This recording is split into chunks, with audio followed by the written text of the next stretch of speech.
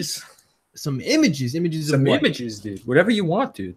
Whoa. No, I'm kidding. You talking about thumbnails? Thummies. Yeah, I got you, bro. I need me some thummies.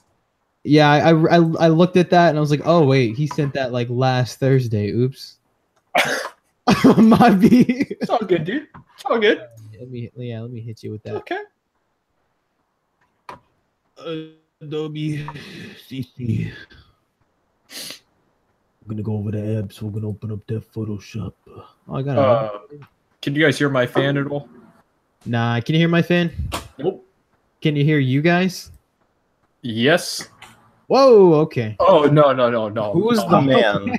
Sorry. I thought that was like a trick question. No. I realized, oh wait, no, that's not a trick question. Who sang that song?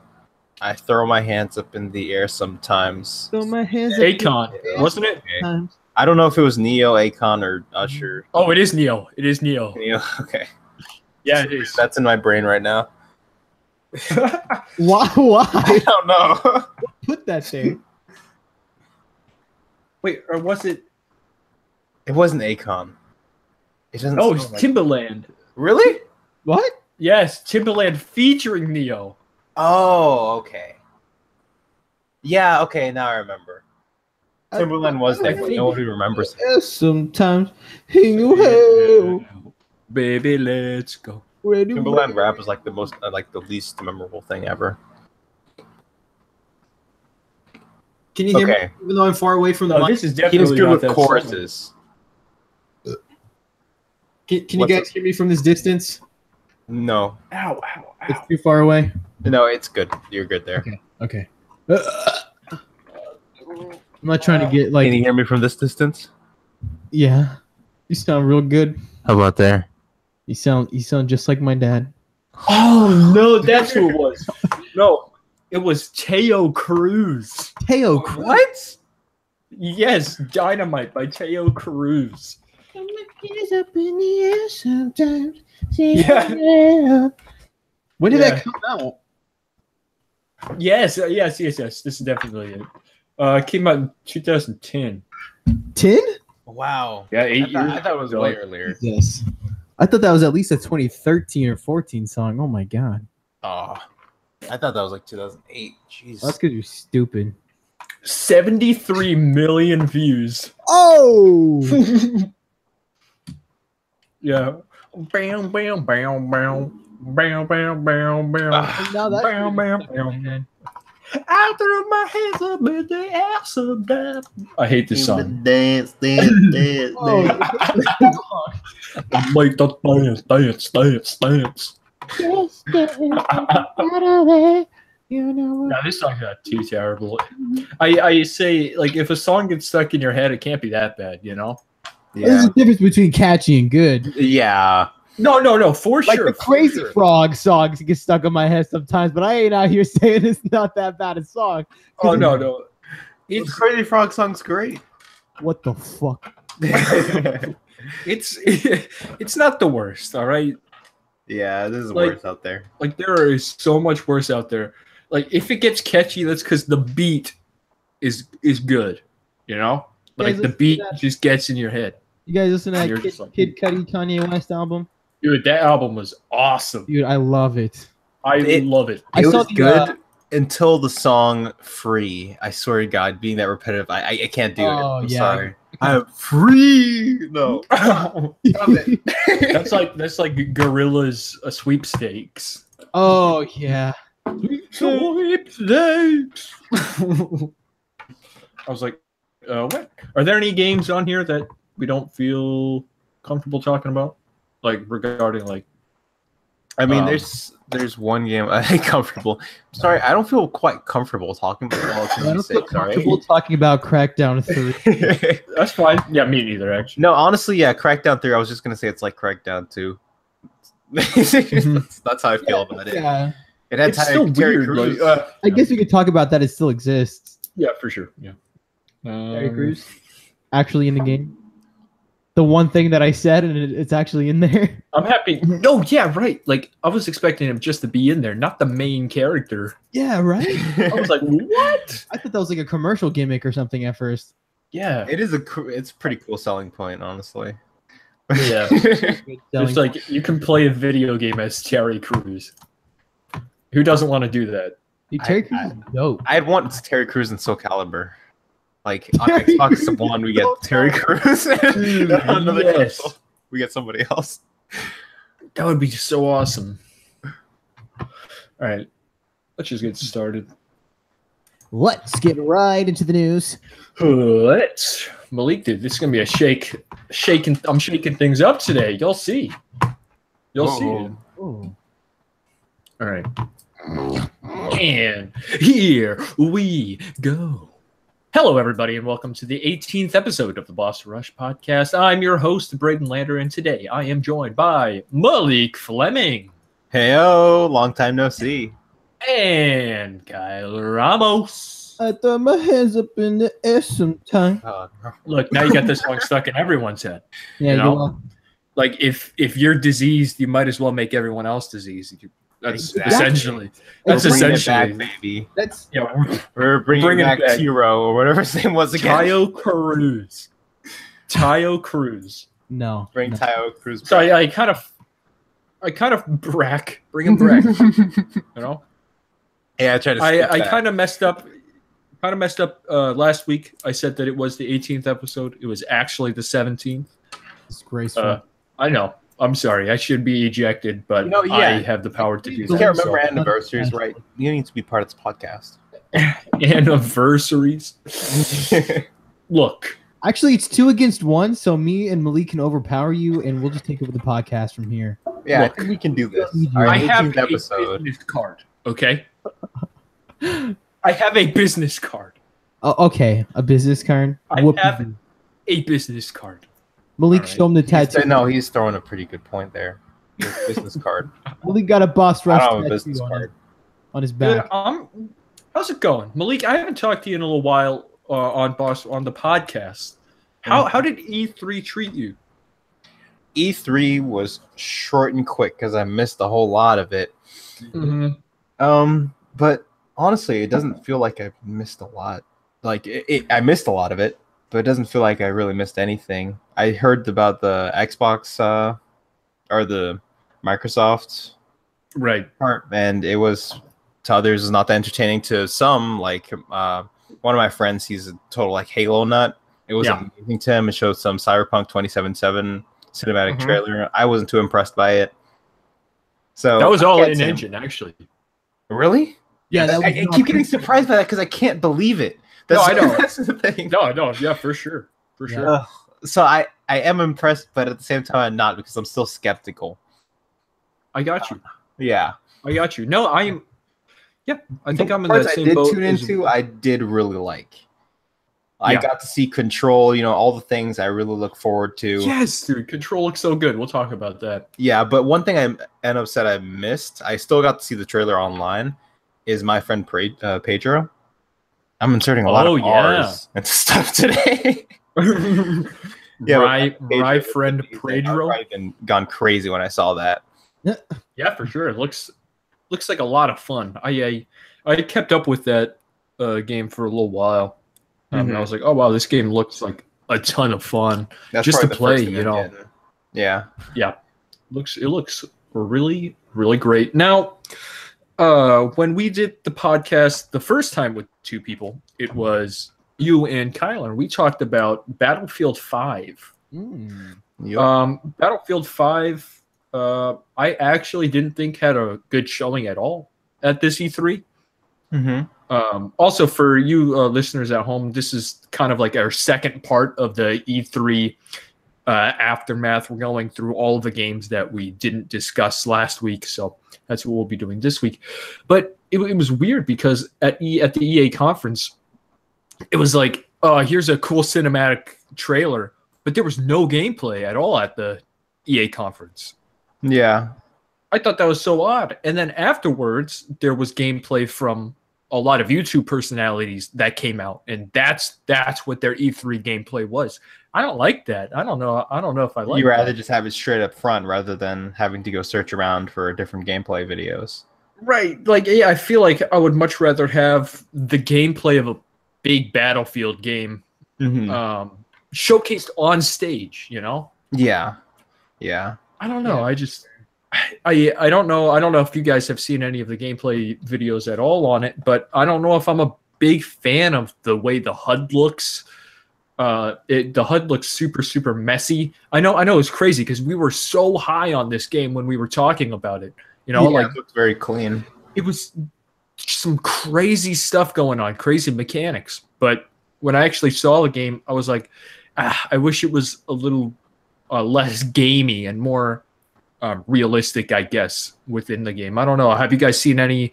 I've seen gameplay clips, but I haven't seen really the HUD. I've seen like little individual cuts of it. Right. I want to see an example of this, how messy it really is. Honestly. Yeah. It could just be me. I don't know. I just feel like what do you call it? I just feel like it could be much cleaner. I'm seeing it now, and it sort of reminds me of Bad Company 2, the HUD. Yeah. And see, like, if it was for a game that wasn't being regarded as like the most like the realistic battle simulator, you know, then I think I'd be okay with it. But the stuff that they had and how they said everything was going to be contextualized, when I see that HUD, I don't know. I just kind of. Yeah, no. Yeah, I don't know. I know. I feel what you mean. It just kind of tears you out of the immersion altogether. I'm looking at it. At it. It doesn't seem too bad. It does seem oddly modern for like. Yeah, I think that's another thing. Yeah, no, I completely agree with that. And when you get a kill, like obviously there has to be some feedback, but there's like a bunch of numbers and things that come up on the screen right in the middle of it. It's like, why? Why do you got to do this? Like, I play Battlefield for the large scale battles and how like real it is, you know? Yeah. I don't want a bunch of numbers coming up, but it seems like they're going for a quicker approach here. Even like the vehicle usage, like like flying the plane even seemed quicker. And I like a lot of the changes that they're taking with this game. I really do. It's just like the HUD for me is such a huge component because that's what you're always looking at no matter what. Yeah. And so no, I can definitely see your something else. Oh yeah. But yeah, no, it wouldn't throw off too much for me. It seems like a small complaint, but right now the game still looks pretty fun. I still have some. No, I'll still keep my eyes on it for now. And of course, they said, "Oh, by the way, Battle Royale, it's coming," but they didn't show it. Of course, I knew that is actually upsetting. Yeah, no, it is because you expect, like, especially from Call of Duty and Battlefield, instead of saying, "Hey, we got something," they would show it, you know, because they're such huge brands that you would want to be like, "Hey, we got this thing. You're gonna want to play this over Fortnite. Here you go. Here it is." It just makes it so obvious that it was a last-second decision for both Absolutely. I don't know. Another thing that was revealed at the EA conference and was actually released that day was Unravel 2. Kyler, do you have any experience with Unravel? No, I thought it looked really cool whenever they first announced it, and I know it got like some kind of like mediocre-ish reviews, right?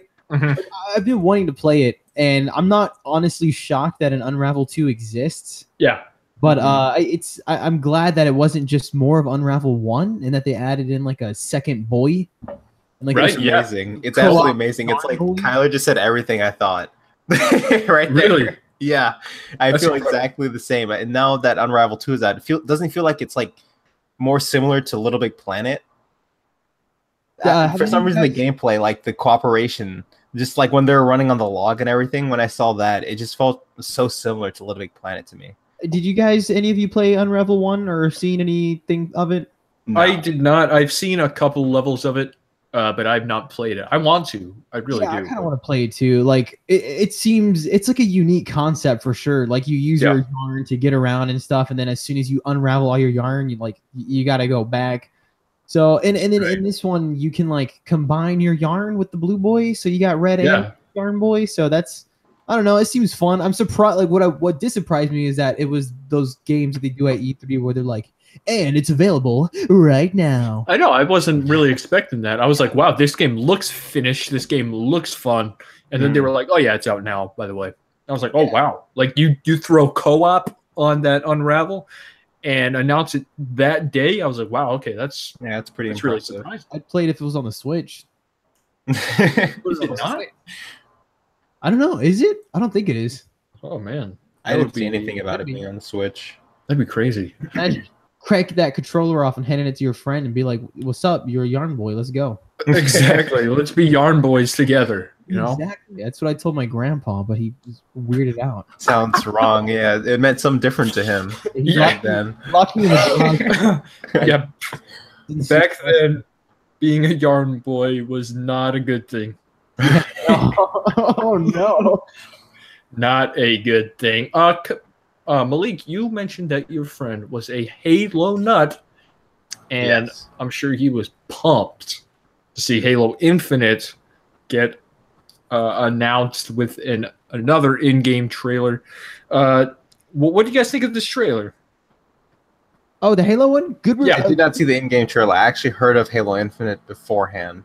Gotcha. Yeah. I thought it was a good sneaky reveal, and one thing that I was surprised at was that they opened the show with it, Yeah. but we didn't really get too much more information about it. And then also, I guess this isn't being called Halo 6. Yeah, like, Halo Infinite. It's more of a gathering of like a huge world. So they're Halo. distancing themselves from the numbered concept, because I know a lot of games that have been around for a long time are starting to do this thing now where they will take the number off of it because it'll spook newcomers because they'll be like, oh, I gotta play Halo 1 through 5. Yeah. So I feel like this was a move of them to be like, oh, let's not put a number on here. But it could Right. also mean like drastic changes for the game as well. I'm not mistaken here, am I? It's an entire game based on like the entire Halo, right? You can go around the whole thing. Well, what?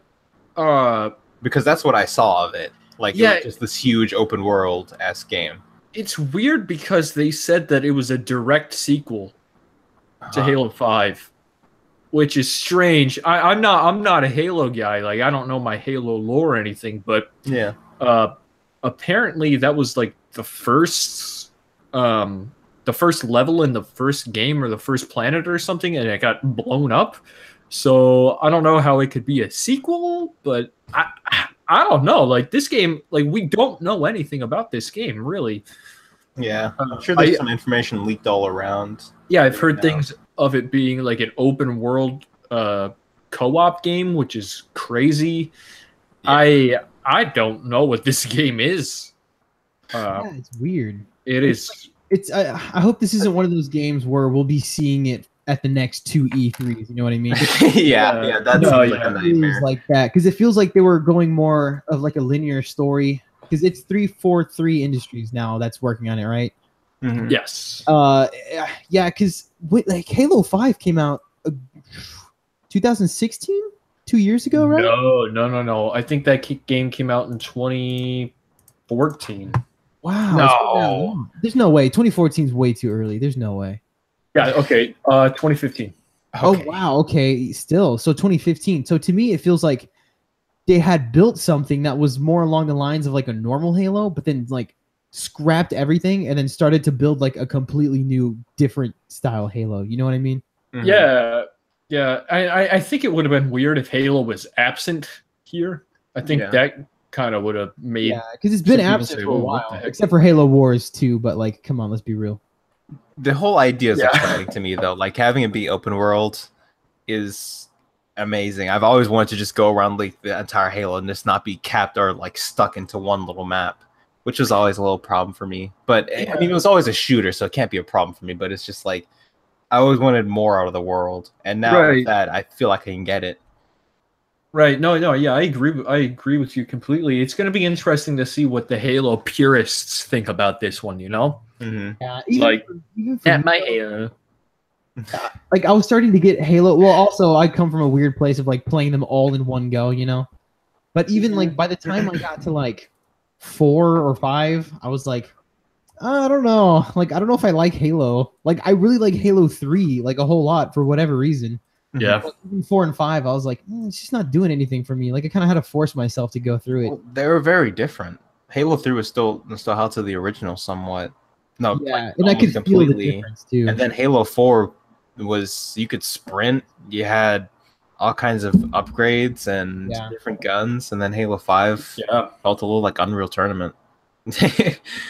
Yeah, I actually really enjoyed the multiplayer of Halo 5. Yeah, it looked fun. It's like Unreal Tournament. That's what it looked like to me, or felt like a little bit. But I don't know anything about the stories at all. I tried playing the Master Chief Collection. I don't know. I just wasn't feeling it really. Yeah. It was a buggy mess too. Yeah, I would say just go straight to Halo 3 because that's the good one. Yeah. People still play it too. Like I was playing it the other day. Like, yeah. I played a lot of Halo Reach's multiplayer. Like, Halo Reach's multiplayer is incredibly fun. That's the one that introduced the, what do you call it? The Forge as well. Like where you can create maps and stuff? Yeah. Oh, Forge was in 3 as well. Yeah, they had Forge. Oh, was it? Yeah. Oh, okay. Yeah. I did not know that. Reach yeah, that's why they could make like machinimas on that. And that's where Red versus Blue came from, basically. Gotcha. Okay, so it came from the Forge then. Yeah, Forge. Gotcha. All right. Have either of you guys played Ori and the Blind Forest? No. It looks beautiful though. I played a little bit of the first one. Never beat it, but I really like that game. What do you like about it? It's like you're gonna hate me for this. Metroidvania. It's a Metroidvania style game, which I really like. Like now, there's like a whole bunch of them. But when Ori and the Blind Forest came out, it was like, I don't know, something about that art style, and there was this really unique mechanic where like it's kind of like a homing attack in Sonic, except you can like aim the direction of where your little ferret guy goes. Like a magic missile, sort of. Yeah, like you jump and then in midair you like push the button again, and you can like kind of like a pinball, and he'll just shoot in one direction, and it's like, I don't know, it was a really unique mechanic that like added a lot to, and it just felt really snappy. It felt good. It felt clean, and the music was really good. If you guys haven't listened to that soundtrack, highly recommend it if you feel like crying. Oh, yeah, I actually played a little bit of it, the first one, but I never got really too far. I don't know why. Actually, that's me in games. You know, I start them, but it's like, I don't have any incentive to go back to them if I'm not feeling it. I took a break from it, and then I completely forgot like where I was going, what abilities I had, and what I needed to do, and I was like, dang. Yeah, Metroidvanias especially. It's like those games are hard to come back to. For sure. And I was like, well, I really like this game a lot, but I don't know. Because, I mean, did it have the backtracking of a Metroidvania too? Yes. Yeah. Oh, yeah, that's terrible. Yeah, like the whole point of those games is you'll see like a door early on, and it'll like pique your interest, and then when you get the ability, and be like, oh, that door early on. But if you forgot that door early on, you're just lost, and you don't know where the hell to go. Yeah. So what do you guys think of the new one? I think it looks gorgeous. Oh yeah.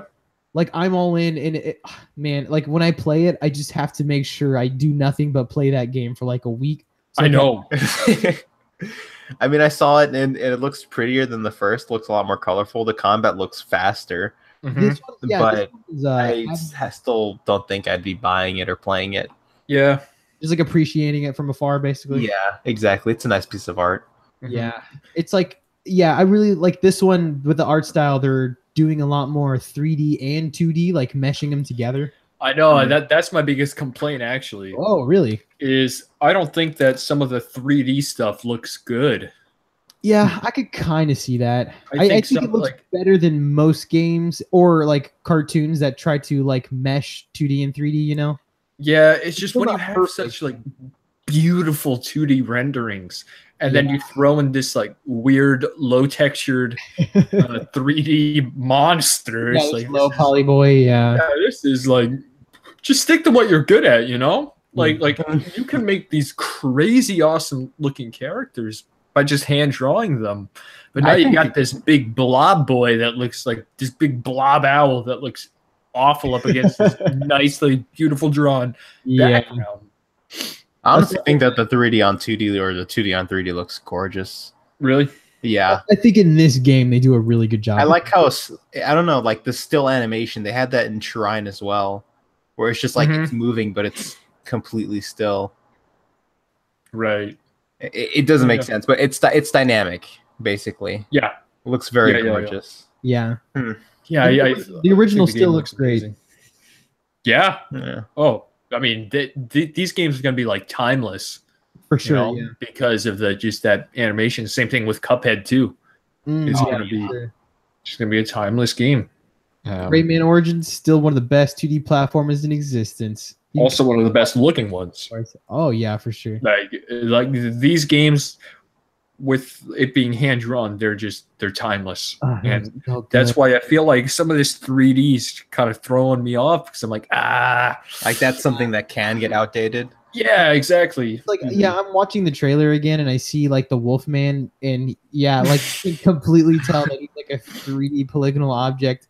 But even the little ferret guy, even he looks polygonal. So yeah, which is crazy because like whatever they do with him, they make it look good. Yeah, I think he's glowing and he's just like a white silhouette. Yeah, so it's hard to make that look like bad, But like then there's that owl boy, and it's like the owl.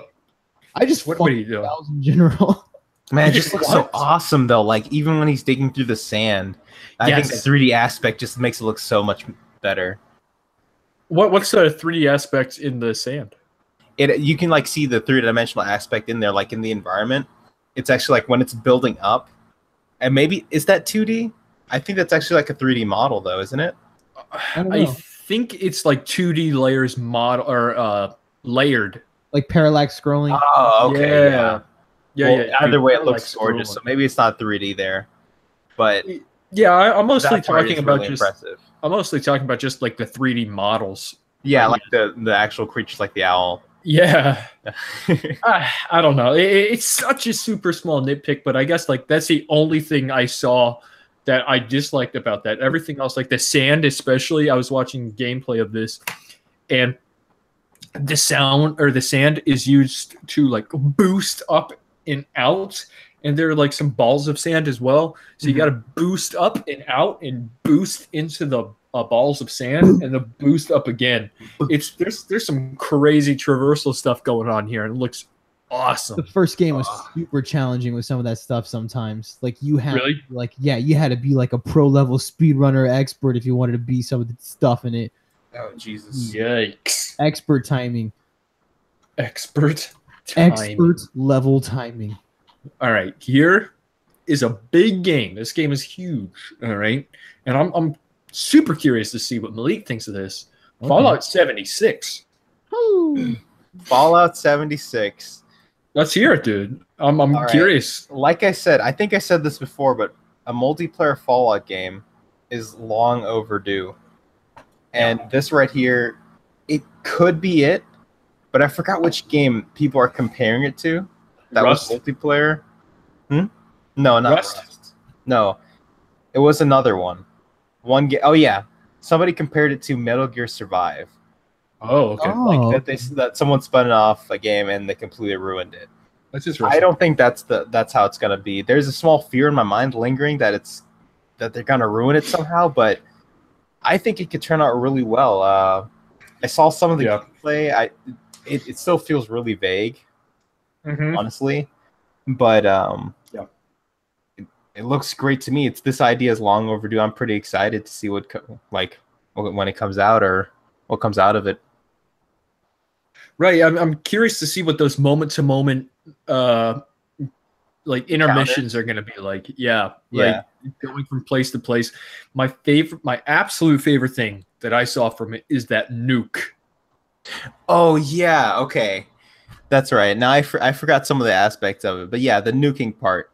Now, I think I brought this up at the E3 where there's going to be team fights. I hope so, at least that the community is the biggest issue that's going to be going on with that game. Just like every other game like this, you know? Like Sea of Thieves. Look at that. If you can get it together, this game could be amazing. Where you can just have 4v4s of teams with power armor or some kind of other faction. They're both going for nukes, and the people drop these nuke controllers, and you have to pick them up and gather them to activate the nukes. It's absolutely amazing.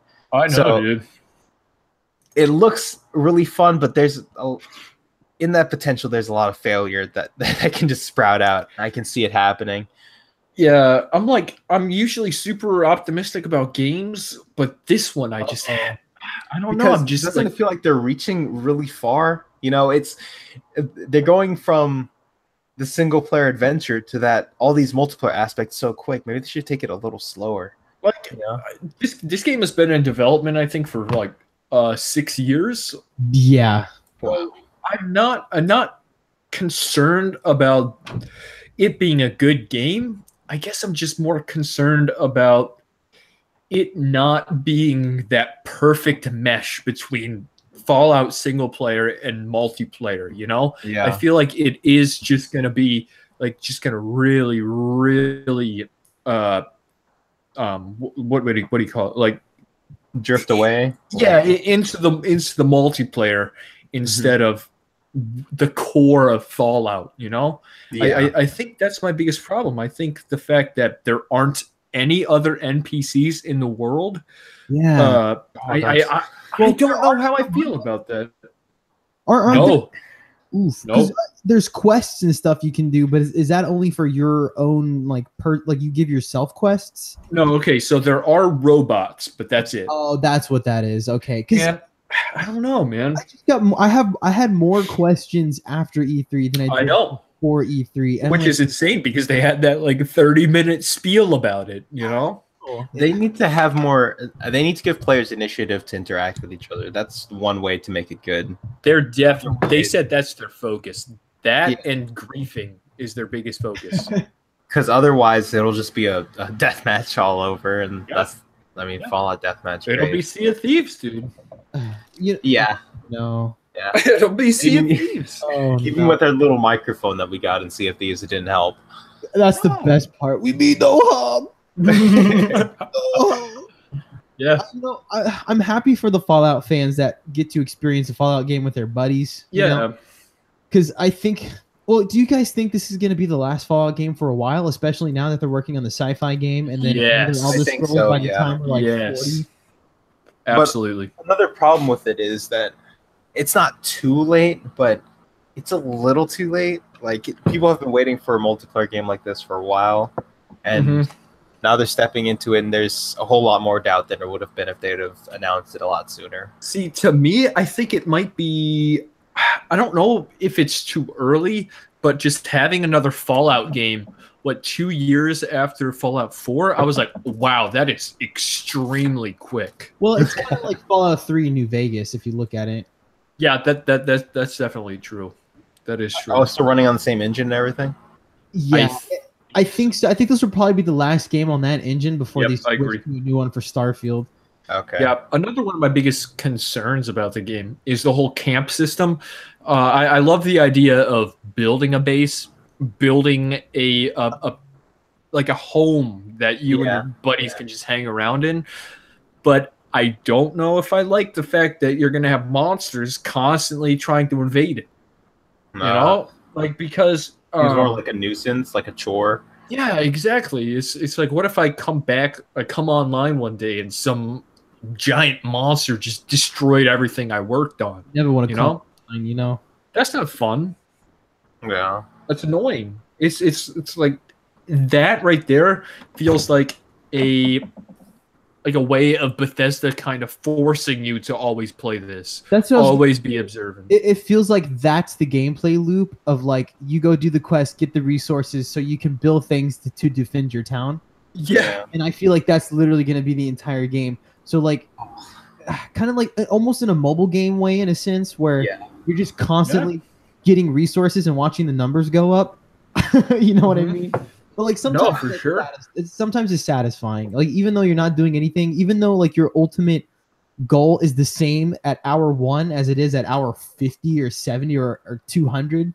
Like I don't know. You see what I mean? I feel like you're gonna be doing the same things. Oh man, you just like filled my soul with like dread and. I'm sorry. Jesus. I mean, I already was like doubting it, but now my doubt is overpowering my optimism here. I think what's going to make that less painful, though, is just the multiplayer aspect of hanging out with your bros, your Fallout buddies. Like that. The whole home thing is very limiting now. Also, the nuclear deterrence like reminded me a whole lot of the same system in Metal Gear Solid 5.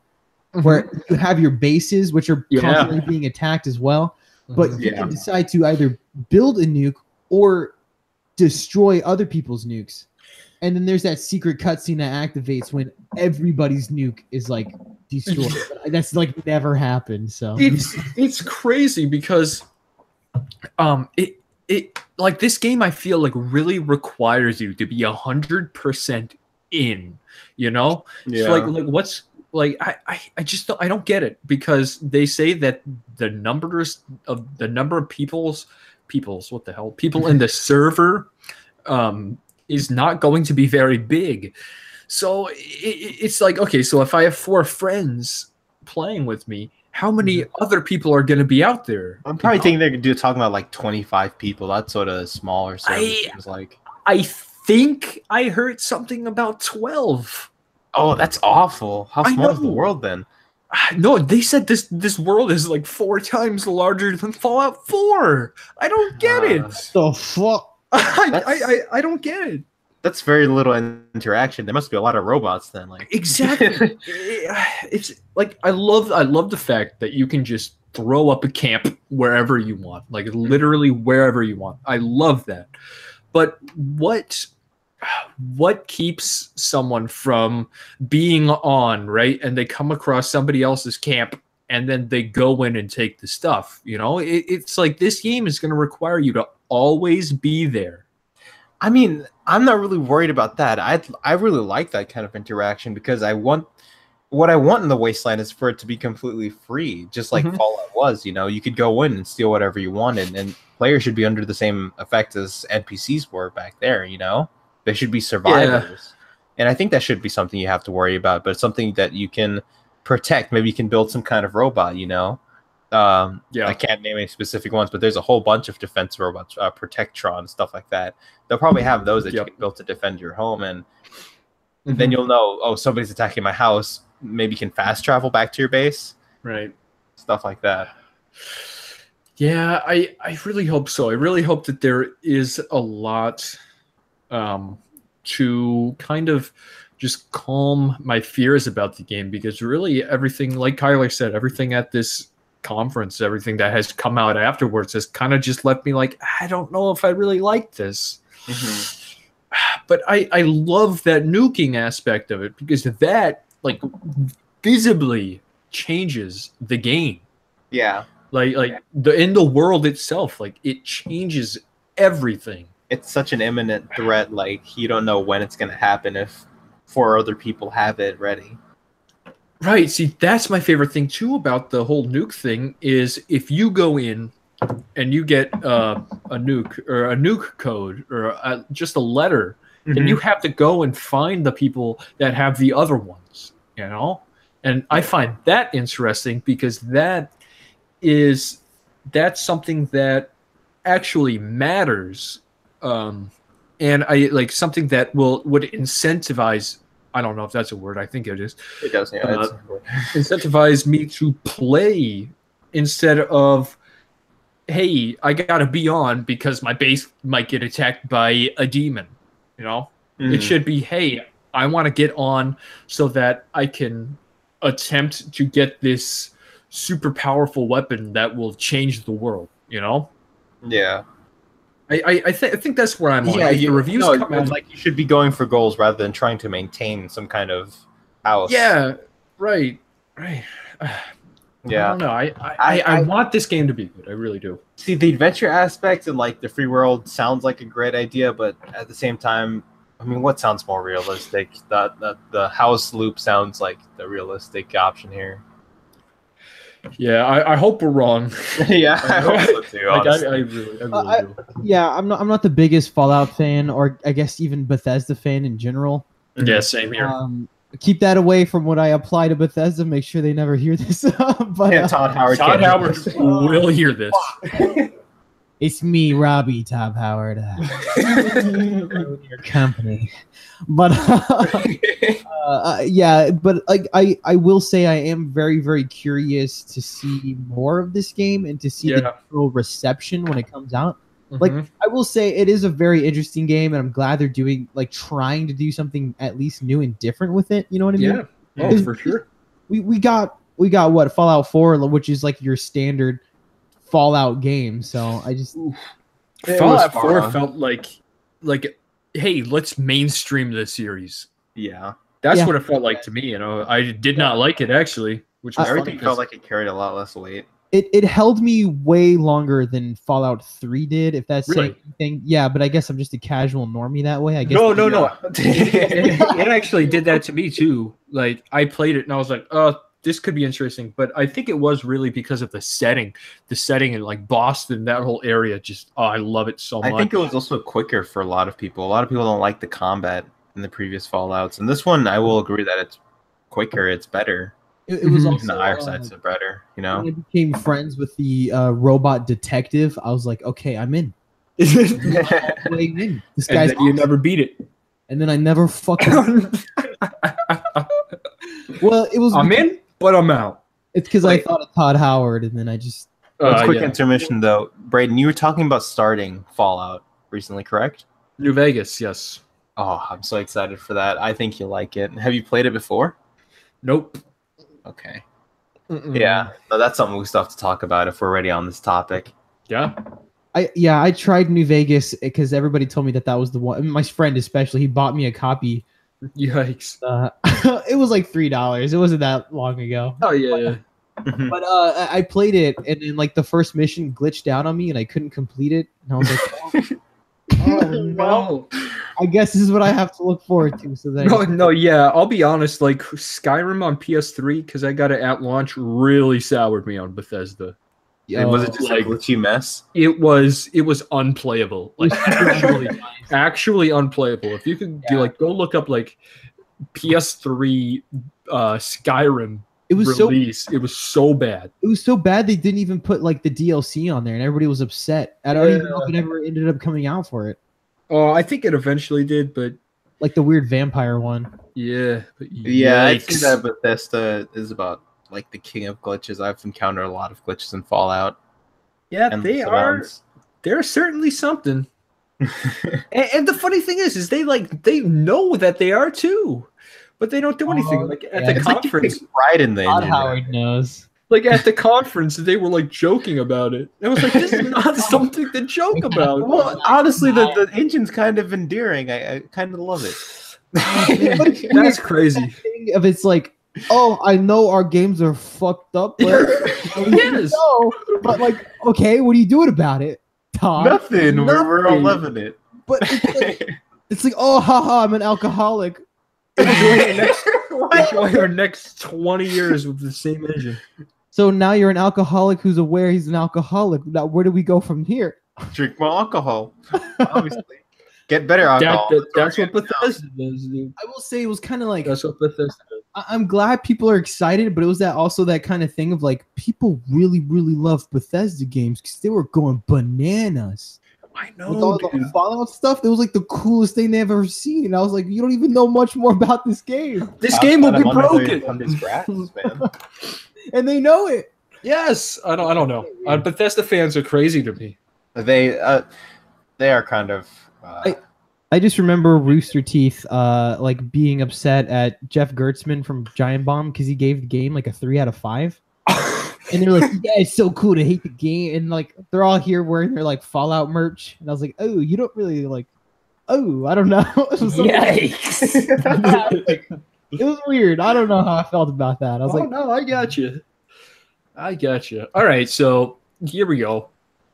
Crackdown 3. What are you guys thinking? Terry Crews? Terry Crews. Terry Crews. All right, let's move on. It looks like more Crackdown. I'm glad it looks like it's in an actual video game that's going to come out. Yeah, but like, do we still actually know what it is? I mean, it's more Crackdown. You're jumping and you're shooting. The driving on the walls did look cool. Yeah, that looked interesting. I think the transforming vehicle was already there. I remember playing Crackdown 2 with that. Oh, okay. Yeah. I just want there to be a mission where Terry Crews and his son build a PC together and they live. I don't know. Something that would have impressed me more if I saw more of the world rather than all the combat. The combat is the world, but I guess that was the world wasn't entertaining to me when I played Crackdown 2. Yeah, It was I was just jumping around. The citizens meant nothing. And then I shot a couple guys, and I jumped on another building, and I shot those guys. The combat was really easy, too. Mm-hmm. No, yeah, I mean, I think the whole thing of Crackdown is like, hey, we're going to make you feel like a badass, you know? Yeah. For sure. Well, I'm a badass already, so I need to feel like a badass. That's why I don't like it. Whoa! What's the most badass thing you've ever done, Malik? Hit us. Let's hear it. I ate cereal without milk. Fuck. Yeah. Who would do that? Cereal. Who would do that? Mark Zuckerberg is listening, dude. We have to shut this whole thing. Crazy. Mark Zucky is listening. Oh, don't say Zucky. I don't like that. Zucky? Mark Zucky is listening, and he is ready to fire. That is nasty. All right? Gotta put this guy down. Zucky is coming in. Oh. He detected me as a threat. His reptilian genes activated. Missiles are coming down, Malik. You gotta get out of there. He's like on live stream in his VR little thing. He's in my room watching me. No, he's in your computer. He's in all of our computers, honestly. Peter. It's not too far from the truth. So let's take it back, okay? Crackdown, it's sci-fi, set in the future. Let's take it back, okay? Let's go to Russia after World War III, okay? After World War III? Metro. Oh, yeah. What do you know about Metro, Malik? That sounded really, really sensual right there. Oh. Oh, yeah. I know about the previous ones. The last trailer I saw for Exodus is when he went out into the open world, got attacked by that creature, and jumped on this crazy train. Yeah. Other than that, I didn't see anything new on this E3. I didn't look at it yet. I'm pretty excited for it. Was that an open world one too? Yes. Yes, that I would be fairly excited for it because that's also something that drove me away from Metro, the first few. Mm-hmm. Now that makes it seem so shallow. Every time it's like every game, I'm like, oh, if it was open world, I'd like it. I don't know. I'm the opposite, kind of. I don't like open world game. I dislike most open world games because they just kind of feel like I'm just barraged with a bunch of icons, and I like to, like focused. You know what I mean? I just love when the freedoms it gives you. You know. Oh yeah, from what I've heard about Metro is that there are a bunch of systems in play that really allow you to have like a freedom of direction. Really, like mm-hmm. This is how you do the mission, or this is the mission. You choose how to do it, kind of deal. And I think the map is open, and this is a game where, like, if you want to make it easier to stealth around, you unscrew light bulbs. You know, it's that kind of hardcore thing. It's the kind of thing where you don't have a mini map; you have a physical map that you take out and look at. You know, it's that kind of game. Oh yeah, it always was like that with Metro, where you actually like have to hold your lighter. And look at it. And like navigation. I love it so much. It was very fun. And part of it was also I was younger when I tried the first Metro, and I was pretty dang scared of it because it was pretty dang scared. It was spooky, man. I'm playing through the first one right now because I have the Metro Redux, and cool. I'm really liking it. I was like, you know what, I need to play these. This is on my backlog, and Metro Exodus, from what I've heard, seems absolutely awesome. They always have really. How do you like the combat so far? Because I had a lot of fun with it back when I played it. The combat? Yeah. Playing it now, super janky. Oh, super janky. I can see that. But it makes sense. Like, I got to think to myself, hey, this game was made in 2010, I believe. Yeah, sounds about right. So it's like you got to, and it wasn't by a big team either. So I have to kind of take that into consideration, really. Yeah, back then it was really beautiful. I do like the visceral nature and the crunchiness of the gun sound. Yes. Something I always pay attention to in games. Like that shotgun, dude. Yeah, like how savage do the weapons sound here? Yes. And like the Division is like number 10 and number 1 is like, I don't even know. The shotgun in The Last of Us is pretty fucking brutal. The shotgun in The Last of Us, dude. That thing has crunch. No, wait, what are we talking about? The shotgun in Doom. Oh, yeah. How could I forget Doom? That's it. Everything in Doom I feel like I'm missing out right now. Oh. You can feel that gun. You can feel everything in Doom. You can feel it, dude. I can feel the demons. I could feel my nipples rubbing against the armor, his chest armor, when I'm playing through the game because I could feel the Doom guy. Well, I can feel that. I can feel that because like I put on the Doom armor as well when I play that game. You're one of those guys. Yeah, so my nipples are actually rubbing up against the Doom guy armor. So. Oh well, there you go. Yeah, that's why I feel. No, but Metro, dude, I want to get it, but and I forgot to bring this up. A very snappy but. Mm-hmm. Okay, Crackdown 3 coming out in February. All right. Mm-hmm. Metro coming out in February. Guess what else is coming out in February? What is it, bro? Fucking everything. Okay? We got Days Gone coming out February 22nd. Metro Exodus coming out February 22nd. Anthem coming out February 22nd. What is wrong with these people? I don't know. Why don't you do that? Is Q1 the new like November? Because remember when like Madden would be the kickoff of every video game ever. Madden, I know, dude. November would be all the. I just looked up February 2033. Whoa, no. Oh, February 2033. That's when the Elder Scrolls 6 is gonna come out. And Final Fantasy VII Remastered. I looked because I'm looking up Metro 2033 and I typed in February 2033. You know, that's okay, dude. I'm just living life. That's fine. Nope. I just typed in February 2019 with no context and I needed some games to look at. You're losing. No, but you're on your A game. I'm on my A game today. Crackdown 3 is coming out on February 22nd. Yummy. That is 4 games. Anthem, Days Gone, Metro, and Crackdown 3. Same day. These games are going to get eaten up by Anthem. It depends on how good Anthem does. No, dude.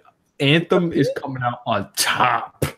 You really think so? I really think so. I'm going to throw this out here. Remember when everybody and their mom was like, oh, Evolve looks like a really cool game. Yeah. But Evolve wasn't a games as service game, you know? Now all everybody talks about is, oh, gotta play this games as service game. Gotta play this game with a living world. No. Well, yes, that's what everybody says, you know? So when people see, like, people are already down on Days Gone, all right? They're like, this is the same thing I've seen 8 years ago, but apparently I've seen it every year. And then Metro, it's like only a small few people know what Metro, or play Metro, you know? Mm-hmm. Crackdown 3, what's going on with that game? You know? Crackdown. Yeah, I don't see anybody buying Crackdown 3. So it's like Anthem. Anthem is going to come out on top. Guarantee it. Yeah, that's going to draw in the biggest crowd there. I mean, even the Division, the Division crowd, the Destiny crowd. Yeah. Well, the funniest thing is that the Division 2 was actually, I think, 2 weeks after. No way, really? It's gonna be. Yeah, it's gonna be absolutely insane. Dude, there is so much coming out in Q1 of 2019. Like, it is actually too crazy. I'll still be playing Spidey and Red Dead, so. I'll still be playing Resident Evil 2. No, not really. Probably not. I hope not. I'll probably beat that. But the next game on the list, Malik, I know me and you were hyped when we saw this. Ooh. Control. Oh. Am I the only one that realized right away? I was watching in the living room with my family, and I looked around. Nope, I got it, dude. I was like, I know who this is. I know Remedy. Game. I was like, you guys watch. The logo Remedy is gonna pop up at the end. You guys watch. Yep, I called it as well, dude. And I was like, hell yeah, I got it. It's because the graphical style was so similar to Quantum Break. Yeah, I know. I can see that. I was like, Remedy. Remedy at a PlayStation conference. Yeah, that's the other cool nice. part. That was nice. Because Microsoft boys typically. Microsoft boys, dude. Not this time though. But like, what do you like? What do you like coming from Control? Control, I like the whole mind control stuff. the telekinesis. I hope there's more powers to explore. Right now, I think that's all we've seen. Mm-hmm. Yeah. So I hope there's more to explore. I like the design, like the little cutscenes that we saw. I don't know if those are cutscenes or actual gameplay, but when the wall was falling apart, like I hope more things like that happen, because I heard you're a warden in this like not a supernatural, but a mutant prison. Yeah.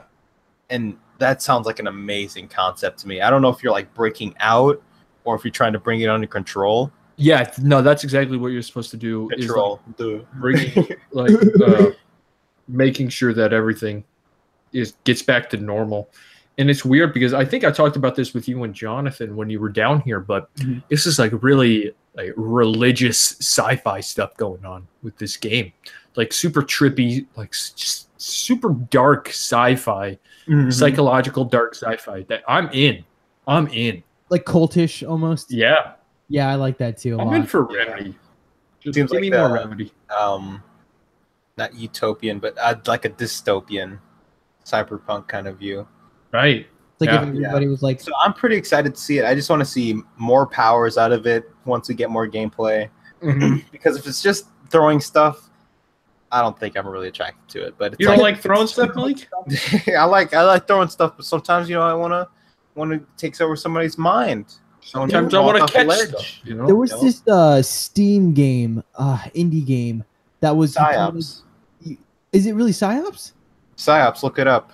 Mind control, throwing stuff. Exactly. That's exactly what this reminded me of. And I was like, wow, it's just like a bigger budget PsyOps. Yep, exactly. And that's what I would see out of it. Too. He was like, dude, is this a new PsyOps game? Good job. This game looks absolutely amazing. Yeah, I'm excited. I'm just excited to play around with soldiers, throw them around, shoot them up, go crazy. PsyOps was on PS2. Huh? Oh, okay. It was on Xbox and PS2, I think, right? Yeah. There was this other game I was talking about though too. It's not PsyOps. It's Dude, that sounded so defeated. Oh.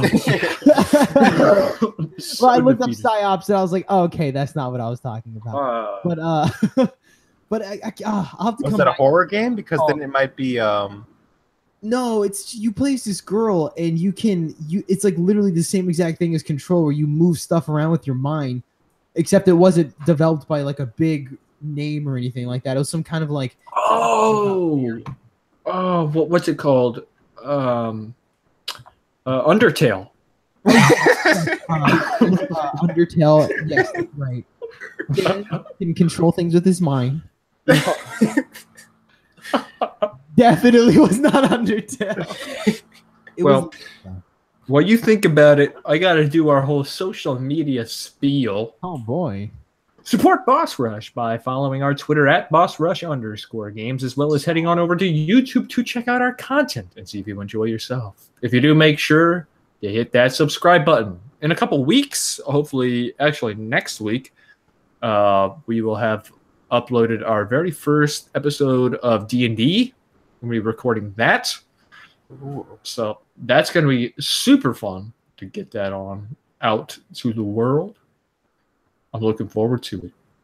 And I want to see that. I had no clue, honestly. Yeah, it's gonna be interesting. It should be good. Ooh. Next game on the list is Dying Light 2. Ooh. Who played the first one here? I played a bit of the first one, and it actually looked really interesting, but I never quite bought it because it didn't look like it would hold me for long enough. Okay. And I didn't quite have a friend to play it with because I knew I didn't want to play without the co-op. Oh. Jonathan wasn't going to play with you either. Yeah, Jonathan wouldn't play with me. We love you, Jonathan. But no, looking at this one, I don't feel like I like it either. The whole like changing the world stuff seems like a really bad idea, honestly. Really? I think it seems like super ambitious in a way that like it seems ambitious, but at the same time it seems like very like it seems ambitious in a way that I'm curious to see how they pull it off, or if they're doing like their Todd Howard thing of making it sound more cool than what it actually is. Hey, don't you dare do that. Don't you dare talk about Todd Howard like that. Somebody's got to call out Todd Howard, okay? That man, he needs to be stopped. All right, that's okay. Just reject this guy, all right? We need to there on stage. No more Todd Howard. He's already watching us. I'm just looking out for us, okay? Todd Howard is always watching. All right. So I just gotta look out for us. Okay. No, but like I'm watching this trailer and I was like, oh, this is a new game from the guys that did Dying Light. And then they called it Dying Light 2. And I was like, whoa, that's weird. Like none of this really seemed, other than the parkour, none of this really screamed Dying Light to me until the very, very end where they were like, oh, by the way, we got zombies. And I was like, what? This is weird. Yeah. Yeah, it doesn't seem really like fun to me. I don't think I'll buy it. Okay, like he said, it's really ambitious, but I do think there's lies underneath it where it's not this huge network of options and different ways the world can go. I think it's like 3 different ways, and you'll get it. See, I think you get a certain benefit out of it, and there's different builds that you can make out of it. That's really all. It's great, but at the same time, it's not really like anything new. I think you're even giving the benefit of the doubt when you're saying 3. I think it's only going to be 2. Oh, that's hefty. Yeah, that's basically just like 2 different endings right there. The only thing that has me like super pumped about this game is that Chris Avalon is working on it, and he was the guy that wrote, I believe, or worked on Fallout New Vegas, Star Wars Knights of the Old Republic, Fallout 2, Wasteland 2, all those, and like he worked at Obsidian. I heard that the first Dying Light, like I always wanted to play it. It's one of those games that I have written down on like a big backlog game, but like people really, really like Dying Light, and they played it for a long time, and they supported it and updated it, and it's a fun game. I really like it. Yeah, I was like, I'm in for Dying Light 2. Yeah, are you? You are in. You're sold. I'm sold. I don't know about day one, but I'm sold. Sometime in the future. You know, it's either day 1 or you're out. All right, buddy?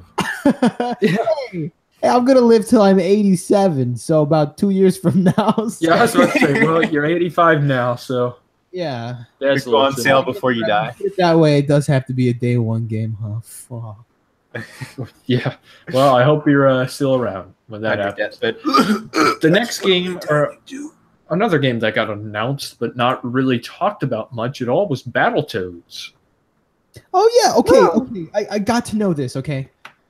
I only care about Battletoads because it got memed, right? Like it was never a good game to begin with. Oh no, dude! Am I throwing fists right now? I think you are. I think you might be.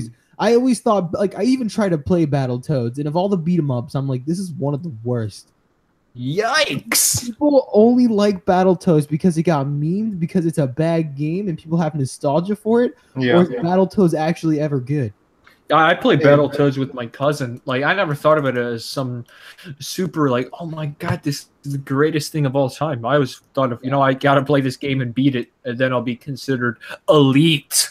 Yeah, I played it in the arcades, and it was all right. It's definitely dated. I mean, of course, but for back then, I would have definitely considered it pretty great. I guess so. Yeah, like the amount of actions you could do. The combat was really fleshed out. Come on, Kyler. You don't like being turned into. Oh no! Don't even. Okay, yeah, that's one of the things that turns me off. Is when a frogman just transforms his entire body into a wrecking ball. Like, what is his body even attaching to at that point? His umbilical cord. Is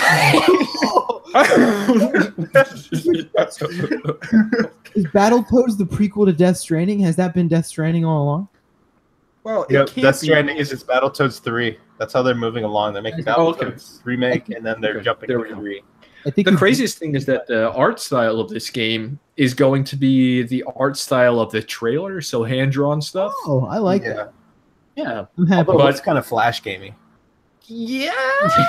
It depends on how it looks. Like Ori and the Blind Forest don't look no Flash gamey, boy. Whoa. Are you saying Flash game? Saying it couldn't be a Flash game? Possibility that the game as a whole could look pretty good. I gotta go look it up, but I actually think Ori and the Blind Forest was made on Game Maker. What? Really? That's no, I'm kidding. I was just saying, what? What? I opened up a new tab right away. I was about to Google. That's what I was gonna say. I was gonna say that Ori and the Blind Forest was made on Scratch. What? On Scratch paper? But I forgot what the name was. God damn it. Oh yeah, it was made on Scratch. You know what's weird? I've been noticing an Unity? uprise in popularity of Scratch again with adults for some reason. Colonel Ward, dude, he did it. Colonel War is wondering. Colonel War is our very old computer science instructor. I hope he's still doing well. Very old. I hope he's still alive. Like, yeah, I hope so. I hope he's doing well, you know. But I really hope he's still alive. How old is this guy? If you're concerned that this guy Maybe something 78 or something. He was still doing like Olympic stuff though. Yes, he was still pole vaulting. Dude, this guy is insane. Look, you didn't call him Mister. Okay, you called him Colonel War because that's what he was. He was a colonel in Vietnam. Okay, okay, here we go on Colonel War tangent. It was going to happen eventually. Okay, look, this guy has written multiple books. He is an author. He's an Olympic world champion in pole vaulting. Okay, the nephew of the frisbee, dude. The inventor. And he's a colonel. This guy has lived. Did you just say his nephew was a frisbee? What does it mean? He is the nephew of the frisbee. What was that? I don't know, but he's the nephew of him. He is the nephew of the man that made the frisbee. Colonel War is that for God. Okay. He loves Java. Colonel War, okay. Java. Colonel War has his own Wikipedia page. What? What was he doing teaching you crackheads? Dude, he was just living life. I guess so, man. This guy lived in a trailer. Jeez. They even got their own website called thewarpath.net. Warpath.net. Warpath. Everybody go check it out. Give him some love. All right. Give the War family some love. Oh. Buy his book, Catechist 4. Catechist 4, dude. Oh my God. What is the name of his book? Colonel War. I was writing our script for Critical Fail, and I had to throw in a Catechist 4 reference. So I did. What is that? Apparently that book has a sex scene in it too. What? Yes, dude. Colonel War is a monster. You know who else is a monster? The Locusts in Gears of War. All right. Nice transition. That was a good transition. Thank you. So Gears of War, whatever, Gears of War 5 is now just called Gears. Okay, before that's it. It's going the God of War path. Also the Halo path too. We're just dropping the number. Yeah. First of all, can we talk about that before this? The best reveal of E3, the Funko. Oh no! Get out of here, dude! Don't even say it. Don't you say it. What was that? It feels Spencer with a smile on his face, like, hey, you guys are gonna love this. And the Gears logo. They announced a Gears of War Funko Pop game. I thought it was just Funko Pop figures, but all right. No, a game. And then they were like, "Oh, by the way, we're doing this XCOM clone with Gears of War. Yeah. Oh, and by the way, here's Gears 5." You know? Is it more like Halo Wars or is it like XCOM? That. Oh no, it's straight up XCOM. Yeah, no, still, man. Funko Pops in general, just they're disgusting. I don't know why put that on stage. Agree. Why put that on stage? I once bought a Funko Pop like Ghoul from Fallout for a coworker, and I felt bad for buying it. He loved it, but I felt like the worst Secret Santa. You felt like you were committing. They're so disgusting. They make every single figurine look so nasty. Their big heads and gloopy eyes. They look so dumb. Not a fan, dude. Soulless eyes. It's like one of the worst toy designs ever. So Gears 5. Are you guys in? Gears of 5? They're going wild with this. Like, it actually looks like a pretty big difference. Gears of War was always that, I had that piss filter on it, just a gray, that disgusting brown and gray. Oh, hey, we got these monsters called the locusts. We know you hate locusts in real life, so let's throw them in video games. And just, they have the big bulky. But now with this one, it's like, hey, we really like these big narrative games, so we're gonna make Gears of War into one of those, just like Sony did with God of War. And it was just like the trailer was just like walking through a bunch of different places with color, and I'm perfectly fine with that. But it's like I'm starting to get sick of it. Like I actually am starting to get sick of the cinematic, seeing these franchises come up. Yes, like I'm actually getting sick and tired of it. Because that's like I think God of War was it for me. Like after God of War, I was like, okay, this game is awesome, but I don't want to see other franchises get turned into something like this. Everything needs to be a fucking movie. Everything has to be cinematic now. That's what I was saying. Like that's why people had already felt that fatigue by the time they got to God of War, and that's why they were so sad that to see God of War like shift to that. But to God of War's like favor, I think there is a lot of gameplay stuff in there that separates it most from the walkie-talkie games, Like I think Uncharted 2 is the game that kind of started that trend. Yeah, it was a third-person shooter for sure, but it was just so cinematic, and like it was people who don't even like video games, like your spouse or whatever, can just like sit down and watch it, or like your grandpa can just sit down and be like, "Oh, I'm entertained," even though I'm not playing the game. But at that time, it was like, yes, I want more of this. But now we've had, 9 years of that? Yeah. It's like, this is starting to get a little stale, people. Yeah. So, I don't know. Like, Gears, I think, obviously, the Gears combat will still be there, But I wish that they showed us more of that instead of just or route where they're like, oh, yes, this is it. This is Microsoft's narrative game. This is Microsoft's new IP turnaround. Yeah, I just wish Microsoft had something more than Halo and Gears.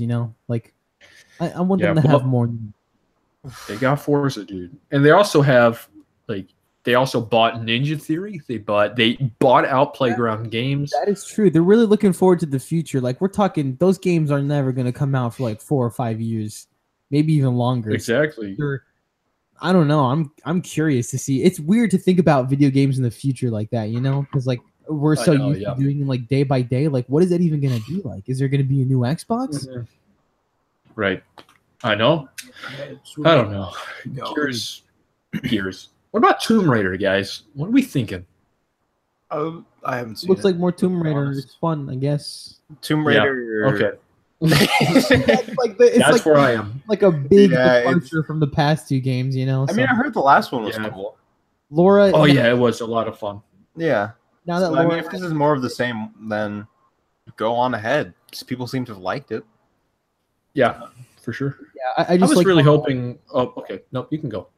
Yeah, I was just gonna say, I'm just really glad that they just completely made Laura unhinged now, and now she's just a vicious animal. Mm-hmm. Like she's come a long way. She's a monster. She's come a long way from vomiting after killing her first man to just like slicing a guy's throat with no problem. Yeah, I that character arc. I find that so wild. Like compared to Nathan Drake's, where he's just like always just making fun of killing thousands of people. I personally don't have a problem with that. I know a lot of people do. I'm like, dude, get over it. It's a video game. Nobody cares about Indiana Jones murdering everybody. Yeah, right. He's a psychopath looking for treasure.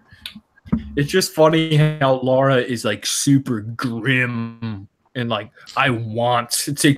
Nathan Drake is like, dude, you brought a hooker to church? Oh, let me mow down these guys real fast. Yeah, I feel like there's gonna be a scene in the game where she like cuts open a guy's body and just rubs his innards and blood all over her as camouflage. Yeah. Oh, okay.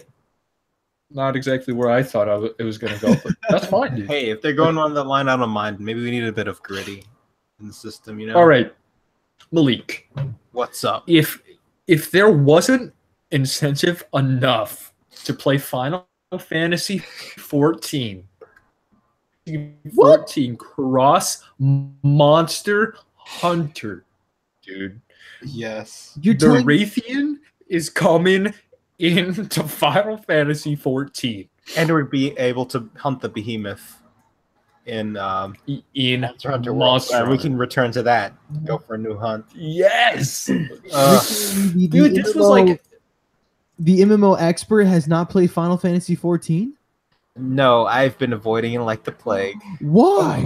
He doesn't. I don't know. I've heard great things about it, but the wrong people have suggested it to me.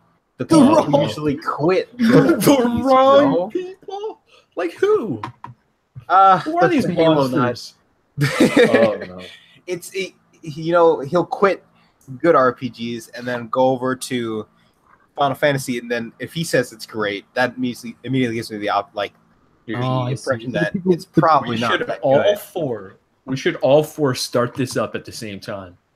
Because it's honestly at this point, I'd be down because I've heard some great things, and it still seems like it's running strong.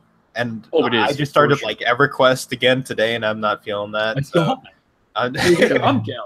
I'm down. Let's start Final Fantasy 14. There's an incredible documentary by Danny O'Dwyer, NoClip, of how they flipped around Final Fantasy 14 because when it initially launched, it was like trash. Yeah, like completely built the game. So like, it's really fascinating how they talk about how like the studio was doing and stuff like that. It's pretty good. It's pretty cool. I would check it out. The only thing I'm worried about is how long will it be running strong? I mean, it's getting a new DLC clearly, but it's like people love that game. Oh, dude, this is a huge game. Like this game is huge, massive, baby. Okay, yeah, I think I'm down. I just want to throw that in because you would be into it. Final Fantasy 14 Cross legitimately the best thing they announced at the Square Enix conference. Actually, it was probably the only thing they announced. I love the little teaser, especially when they drink all their potions at the end. Yes. Ali Monster Hunter is. I love everything about that. Just it's so happy, you know. So good. I just like it when everything crosses over with Monster Hunter because I know. Like Monster Hunter. But they're both so happy. Such happy games, so that's what also is like making me want to go to Final Fantasy. Maybe a happy MMO is what I need because that game looks really great. Maybe the community is really awesome on that. Right. I missed the Dante, the Devil May Cry stuff in Monster Hunter, and I'm sad. Oh yeah. My coworker okay. was playing that time. He got the whole set. He was like grinding for it hard. Lucky, dude. Wait, you could dress up, but you can get Dante gear? You could. And a long sword. Whoa, no way. It was one hell of a grind. Yes. Oh, that's so... Oh, really? Yeah, he told me it was like ridiculous. Like he was almost about to give up on getting the sword. Did you guys do the Street Fighter stuff that was in Monhun? Yes. Was it just... I did, at least. I didn't, sadly. I haven't returned to that in a while, but I really do want to. It's just so hard to get back in those long hunts. I'm waiting for the PC release. I know. I'm waiting for the PC release. I'm so excited. I loved everything about when I played it on the PS4. I might double dip. Yeah, I know, right? That's what I'm thinking. It sounds amazing. Just playing on the PC. If you guys want to start great time with me, dude, yes. I'm doing it. I'm jumping in. I got nothing else to buy this winter. Except for the games coming up in February. Well, yeah. February, that's a whole other beast. Yikes. All right, yeah, I just want to throw that in because, you know, I thought that was awesome. I thought that was cool. Beyond Good and Evil 2. Kyler, you are down and getting dirty with this game. Whoa. I'm down. I don't know about getting dirty. No, you're getting dirty. Okay. What do you think? I'm making you get dirty, my friend. Ooh. Oh boy, this is NC-17 at this point, guys. We need to slow this down. I'm just throwing some mud on you. That's all. I actually feel filthy just listening to this now. Jesus. Oh. Well, I'm still filthy from the beginning, so. Oh. But okay. I like the reveal of Jade at the end. Great trailer. The prequel to the first one. I was like, oh, there she is. She's looking a little evil, a little spooky. I like that. Beyond it? Apparently that's her backstory. She used to do some space pirate stuff. Yikes. Yeah. But I want to see people who have seen that game behind closed doors and stuff, and they have released some footage of it still. I feel like this game is a long ways off. It seems like I feel like it's what they have already looks impressive. Oh, what looks so good. Like it looks like they're planning several planets, right? Like several fleshed out ones they make. Yeah. That seems like an exciting idea. Yeah, it's nuts. What were you gonna bring up, Kyler? I think I know what it is. Is it the Joseph Gordon-Levitt hit record? It is Joseph Gordon-Levitt. So, have you guys heard of Hit Record before this? No, I hadn't, but I'm really interested in it. It was this weird TV show thing he started on. I think it was like IFC or something like that, some weird channel. A couple of years ago, I remember watching a few episodes of it. But he hosted it and like did this thing where he would just get all these content creators, and like they could be on the show. It was weird, like it was just short films and stuff. I was like, this is kind of neat. So now he's like, that sounds sick. This. It was weird. It's just really weird. So now JGL is doing this with Beyond Good and Evil, where apparently you can like put your art and stuff in the game, but I think you get compensated. Yep. I'm not sure how that works, but it's really bizarre. That's pretty. No, yeah, you get paid for it. So you put on billboards or something. I don't know. Yeah, basically like posters and radio stations and all that jazz. Oh, that's kind of cool. But it's also fascinating because when you think about it, if you're going to build these 4 ginormous planets where you can explore everything, you don't want the same poster showing up like twice. So this is a good way to get like the entire community to like help you flesh out and like diversify this world. You know what I mean? Are you participating for it? Yeah. Some people think it's grimy though. Have you seen anything like that? Yeah, I saw a lot of the reactions to it, and they were like, "Wow, content creators get paid way more than this. You shouldn't be like selling your soul to all this for nothing." Kyler, I was like, dude, this is just something cool. Guys, I have to draw something and send it to them. Yes, exactly. That's what I was gonna say. Yeah, you have to participate in this. I know. I wanted to do like a radio, radio. Oh yeah, that'd be cool. Some Tony Hawk art. Yes, exactly. Tony Hawk. I want to send the most. Maybe I'll just send them the image of Sir Leo Luster, right there. Yes. Boom, he's back. Right on the poster. Leo Luster is back. It has to be like in Metal Gear Solid when you open up the locker and it's like the porn star poster, but instead it's Leo Luster in there. I wonder how they kept you waiting. I wonder how to regulate the content though to make sure it's 100% original and not somebody stealing somebody else's art or making fan art, because you don't want to have like a naked Waluigi in your game.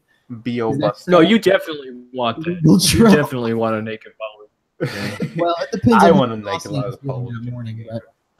Yeah, it's very, very weird. It's unique for sure, but I'm curious. I don't think it's grimy. I don't think it's as grimy as people are making it. It looks pretty fine to me. Like, I guess they're just not. They're expecting like colorful. Like I guess the first game was more colorful than this. Yeah, or no. We're just practice grind. Like business practices. Yeah. Oh, what? Like backdoor shady deals. Oh, so like just so I don't know how to say it. I guess grimy is a good way to describe it. I was gonna say low, but that's not low. Oh, I see. Slimy, kind of snake oil. Slimy. Slimy and grimy. Well, those are good words. I mean, he's just taking other people's art and putting it in there. It's a good way to start it out. Yeah, that's when we're talking. And like I said, they're getting paid for it. Yeah, getting paid for it. Yeah, you get paid for it. Jeez, that's even more. I was just gonna say like it's for publicity's sake. Like if my poster was just in a game like that, I wouldn't need payment. And also, I think I was like, oh, okay, that's fine. I could be wrong, but I think you keep the rights to your artwork. But I could be wrong because if you don't, that's where I can see it grimy. Right. All right, Malik. This next one, we both have played quite a bit of the Division 1. What are you feeling with the Division 2? I'm not gonna buy it. I'm not feeling too optimistic about it. Really? Yeah. I see the fact that I can't remember a lot from it tells me a lot. You know, I remember the plane fight, and it looked like more of the same to me. More duck and cover, shooting. It seems like maybe they have like more enemies rather than more bullet sponges, but I don't trust them quite yet with the combat. I just don't see it anywhere. It just seems like more right. Out of all of the games as service games that are coming out recently, I actually feel the most optimistic about this one. Really? You think they can learn from specifically because, yeah, and with how they changed the Division 1, I feel like this, like Ubisoft especially, is not just going to throw away all the stuff that they learned from the first one. I feel like this team, and I love this setting. I love Washington, D.C. being overrun. I think that is a fantastic setting. It also allows for a bunch of hot dogging, Yeah. But I really feel with all the end game stuff, with all the content, I really feel like they're going to deliver on this. I just have this really good feeling about it. Huh. I'll keep my eye on it. Definitely. Was there anything like Dark Zone hinted at? No, actually, they haven't said anything about the Dark Zone. I don't see why it would be taken out because it's the most interesting concept in the first game, in my opinion. Yeah. And I really do love it. I just wish everyone didn't feel like bullet sponges in the Dark Zone. Yeah. But I'm really curious to see what they do with that for sure. Kyler, did you play any of the Division? I played the beta whenever it first came out. I downloaded it on the PC, and I watched my uncle play like a whole lot of it. Like me and him kind of like, he would toss the controller over to me, and then I would toss it over to him. But he would just play with his friends and stuff. But yeah, like the Dark Zone aspect of it, I think is really cool because I think that's where the game shines the best. And I do remember one thing. I could be crazy, but wasn't there this thing where you had to like wait in line, or like people just like formed their own line to like use gear people or whatever, like the shop and stuff? Do you remember that? Like nobody could like use it all at once, so you had to wait your turn. But you had to loot. Yikes! But no, it wasn't looting. It was calling in the helicopter in the Dark Zone. That's what you probably mean. Like no, not that. It was like just in the like not in the Dark Zone, just in the normal base game. Like if you wanted to like upgrade your guns or like use a shop or buy something from a shop or something, you'd have to like wait your turn. No. So there was like a no. Yeah, I don't think so. I think that was like the community just being like, this is just something fun to do, I guess. Okay, because I don't know. I vaguely remember maybe they changed it, but I think at launch or something it was like that. Where they were role playing. I don't know. I just remember like seeing an article or something being like, "Oh, people on the internet aren't all dicks. Look, they're forming a line, you guys." But regardless of that, I don't know. I like the Division. Well, I like the played of it. I think it delivered on what they were trying to do initially. Like it obviously doesn't look as good as it when it was first released. But as far as the Division, I could not tell you what. I don't remember anything about what I saw of the Division 2. So is it just more of like the Division 1? What irks me about this game is they could have easily just made a co-op linear game, and that it sounds weird just saying that, but it's such an amazing world, and it wasn't really that big. Yeah. And I love the story was actually great. It enticed me, and just watching the stories was fun. But absolutely, the whole aspect of the RPG actually just threw it off because everything was a bullet sponge and just kind of just firing at one target, going from cover to cover. That was you could kill things quicker, and it was more actiony rather than that. I would have loved it. I probably would have beaten it. The bullet sponginess of it is one thing that kind of turned me off too. Yeah, apparently they really tuned that down quite a bit. So that is exceptional for me to hear for sure. I don't know. I feel like this is really going to be a gem, like much better than the first one, which apparently now is absolutely awesome. I don't know. I really think it's going to be good. It could be like a Watch Dogs 1 to a Watch Dogs 2 thing. You know what I mean? Or Watch Dogs 2 is like better in every single way. But like, to an Assassin's Creed 2. Yeah, that too. Except in that case, Assassin's Creed 2 did like really good, and people still talk fondly of it today. Whereas Watch Dogs 2, like people just I guess don't care about Watch Dogs anymore, because Watch Dogs 2 is legitimately, Right. I think, a really good game from. Oh yeah, from no, top I to played bottom, a and, little like, bit. It seemed kind of nobody fun. ever talks about it or says anything about it ever. I think it's kind of like an underrated, underlooked game. Right. Like before this podcast started, you said you had looked into Assassin's Creed Odyssey. All right, so to start off, the entire theme, like the environment, everything about it, Greek, ancient Greece, long overdue with Assassin's Creed, I have to say. So I'm excited to play that. I think the system was already implemented, the RPG system with the last with Origins. Origins, yep. Yeah.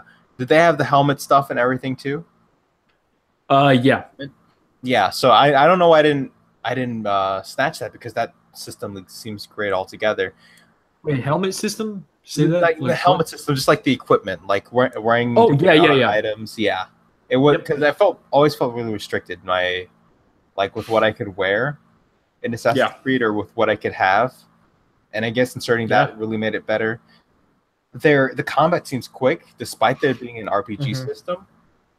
It honestly kind of reminds me of Dynasty Warriors with the large scale battles. Oh, okay. Yeah, and then you run into a boss. And that's actually new to Odyssey.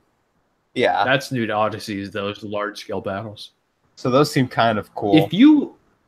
If you have the chance to play Origins, I strongly recommend it. Okay, because as somebody great like that, then. Yeah, I think you would love Origins, and as somebody that has played Origins, I guess seeing Odyssey was a little bit of a letdown for me, just because it looks pretty extremely similar. I think that was gonna be the case, and I was really sad, but I think that some of the stuff they're going to do with this game, especially go into that Greek mythology kind of deal and get real fantastical with this thing.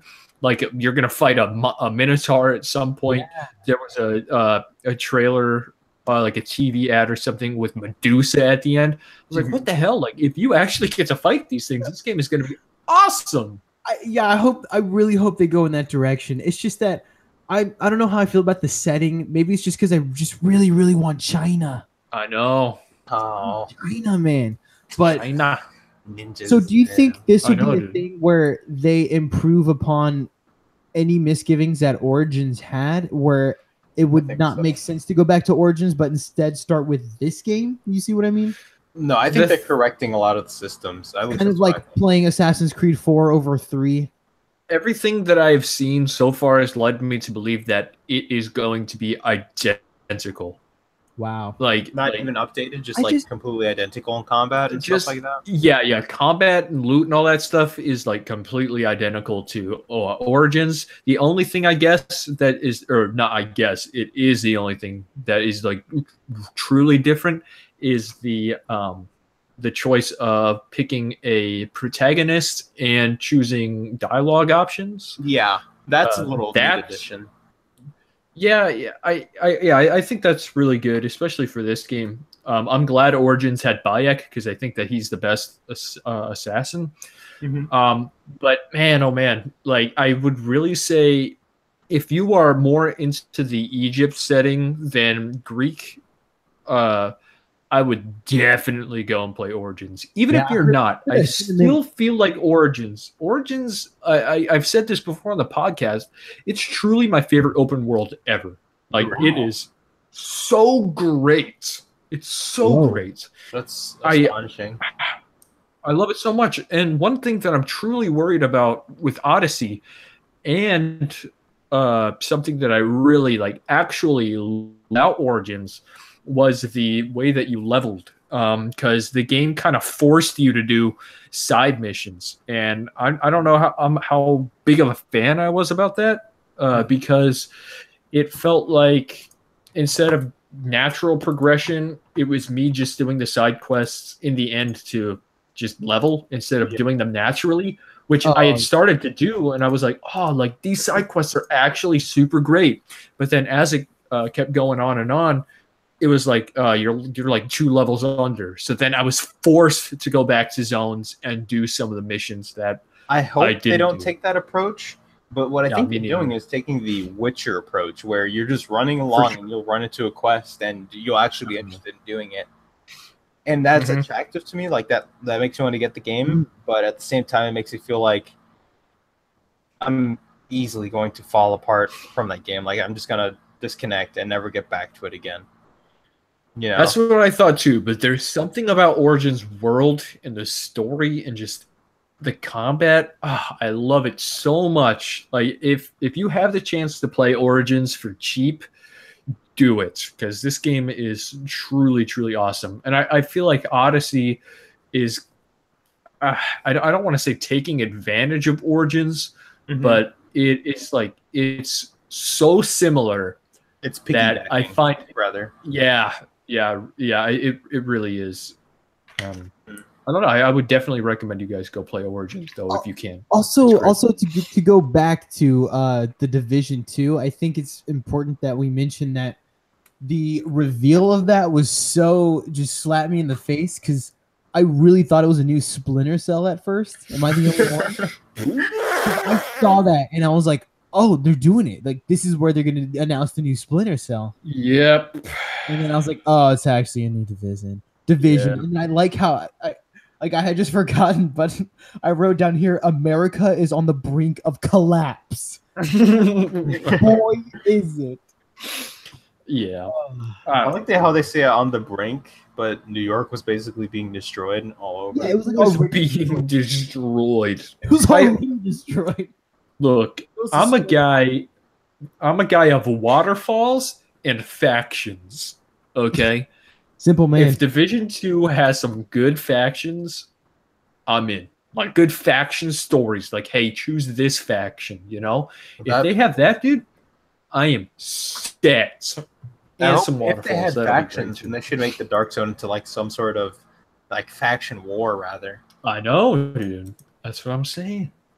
Another big game that was quite annoying. These next three are actually like huge hitters. But this next game was very annoying to watch with my group. The Last of Us 2. Oh, she would have heard that. Yeah. Yikes. Oh my god. Yeah, I'm just gonna say I was okay. So first of all, this is the one reason why the entire structure of Sony's E3 conference was off, because they wanted to do immersion of the people who were there. So they put them all in this like church that was recreated from that scene in The Last of Us 2. And then as soon as it was over, they had to like rush everybody out into like a whole nother thing, and then they cut away to like I don't know. It was weird. It threw everything off for me. But generally speaking, The Last of Us, the first one, was one of the most hyped I had been for a game for a long time because it was Naughty Dog, and I really liked I could tell that they were like going for that story, you know? And a lot of people are like, oh, it's just another zombie game. It's just another zombie game. And I'm like, but it's Naughty Dog. But it's Naughty Dog. But, and it came out, and it surpassed my expectations. I played the game like 30 times at least. I almost got the platinum. I know. Where's my applause? But nowhere, because you haven't gotten it yet. I know. It's that grounded. Get on it. That grounded mode, dude. But I know. I know. All directions should be pointing to me being really, really excited for this game, and it does. Like visually, I think we're in the same boat here. Visually, it looks phenomenal, but at the same time, it looks like more The Last of Us, just better animations and better lighting. And at the same time, I just don't want an Ellie story. I don't want a Joel and Ellie story. I don't want that. I don't want more Last of Us. I don't want more Last of Us either. Like maybe if something in that world, because I think the universe they built of the clickers and stuff, I think that's fascinating. Like it's a unique character design and just the way the fungus overgrows. Like there's a lot Adam of Sandler, Adam Sandler, yeah, he comes. There's a lot of beautiful imagery there, but I don't know. It's not doing anything for me. I don't know how I feel. I'm not hyped at all. I was hyped when it was first announced. When it was very first announced, I was hyped, but I was like, no, it's Joel and Ellie, but yay, Last of Us. But now... See, I was not even hyped when it was announced because I was like, I don't want more of The Last of Us. Like, it ended so perfectly. I know. And now Sony's like, hey, this thing is making gangbusters. Okay, you have to do a second one. And it's like, but I don't want you to. But it's Naughty Dog. Part 2 at the end. No. Oh. It was like, it's Naughty Dog, and I know it's going to be probably the best game of that year, but I'm just not excited for it because I don't want it. I want to see something new from Naughty Dog, you know? Like, the gameplay in that looked so good. Like, the animations looked absolutely stunning. The graphics were freaking crazy, dude. Right. Naughty Dog is top of the class when it comes to animation. Like, they set the bar with Uncharted 4. They set the bar twice as high. Crazy stuff. For sure. Okay, I do have one little issue. There are a lot of people freaking out about that lesbian kiss scene in the trailer. Oh, yeah. Like, why are they getting so upset? No, it's like because people are petty as hell. Like, they're just like, why does she have to be lesbian now? It's like, what's wrong with that? It's because they why does she have to be straight? Well, they you know? They think it's some kind of like SJW attack on like their political beliefs or whatever. But like, who cares? It's the fucking apocalypse. Ellie's just lesbian. Character. Whatever. Yeah, it's a character. Like okay, I love it when characters are just like genuine, you know, and instead of feeling forced. Yeah, you know what I'm saying. And so with The Last of Us, like you knew that Ellie was a lesbian, right? But they never shoved it down your throat. So when this happened, you were like, "Oh, this is nice to see," because finally she has her moment, you know, that moment where you can actually see who she is. And then everybody is like, "This is disgusting. Oh my God." But this is just you're so left because it's like, no, this is her character. This is her like genuine character. Yeah.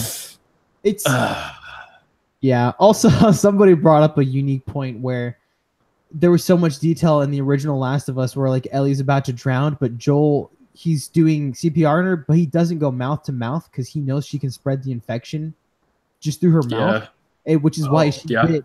Which is why she bit the guy with the machete, the creepy cannibal guy. So people were pointing out in this one, like, why is she down on a girl? Because she's infected. But it's like a weird detail that they missed that they seem so adamant about. In the first that's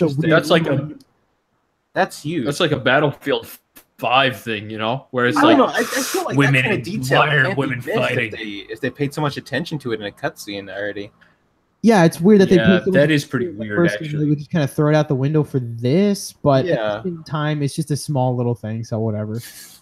But it's like if you put it into this perspective, like let's say we only have 3 years of the PS4 left. Yeah, like, theoretically, like the PS4 lifespan, we've probably got 3 years max, right?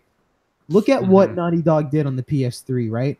They started Uncharted, like a whole new franchise, a whole new IP, Uncharted 1, 2, and 3, and then started a whole nother new IP, The Last of Us. What have they know on the PS4? We have Uncharted 4, a continuation from last year, and then The Last of Us 2, a continuation from the last generation. Like, what's the new thing? I want to see their sci-fi game, man. I want to see their new sci-fi. I want to bring out a new Jack and Daxter. I'm telling you. Like, look how innovative they were with Uncharted 2. Like, not only for Uncharted 1, but just for video games in general. Like, they were just... Look, this is why competition is so good. Is because when Sony found their groove with these narrative games, they stuck with that. You know? Last generation, Sony was so incredibly innovative with their games. Insanely innovative. And I'm not saying that they're not now... But we know what to expect from them. Whereas we didn't know what to expect from them last generation. And that's something I missed was that wow factor of, holy crap, I never thought that they would do this. Yeah. The only time I really felt like that was with Horizon, where it was like freaking robot dinosaurs. All right. Yeah. I'm in. And when that game came out, I was like, okay, this is all right. Yeah. You know? Damn. I don't know. Kyler. There's some interesting stuff too. Like, I mean, you've got Nier coming out, but that's on everything too. But yeah, at first it was a PlayStation thing, and then they got their JRPG stuff. Bloodborne came the out. Persona 5. You got your Bloodborne. So like, at least they have like, they're not just walking Ratchet and Clank. Like, at least they have their little circle of like variety there. You know what I mean? Yep. But at the same time, from their big studios, from your Naughty Dogs and stuff, like, I just want to see something new at this point. And like that's why I'm glad Sucker Punch is stepped away from Infamous and now they're doing Ghost of Tsushima. I'm hyped. At the same time, I know that's just gonna be like another open world super Uncharted, super narrative game. And I'm sure it's gonna be like amazing and great, and I'm super hyped for it. But like, I don't know. At this point, I don't know if I'm just feeling fatigue. Because like, I mean, I guess they're running on stories, but they're running on the same ones. So yeah, fatigue would be the right thing. I think their stories are exceptional.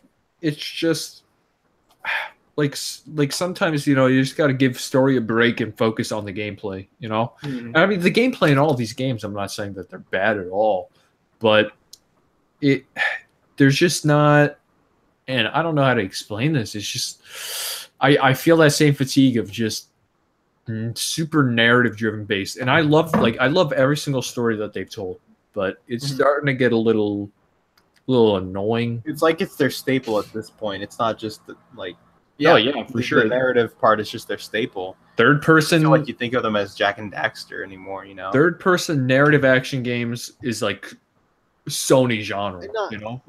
Uh-oh. There's two Kylers. There was two. Brayden was cut out the entire time for me. Wow. Oh, yeah, I didn't hear a single word he said. You were just gone. We have a duplicate here, people. Oh no! Wait, a duplicate of Kyler. Whoa, what's happening? Two Kylers eject. Which one do I get rid of? Okay, he's gone.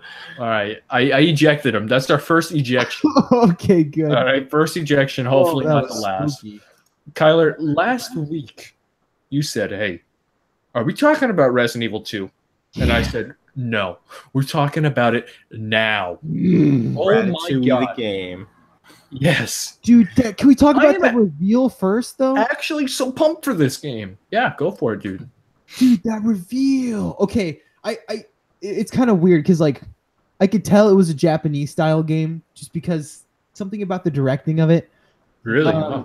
Yeah, I can always kind of tell these things. Like with Devil May Cry 2, like.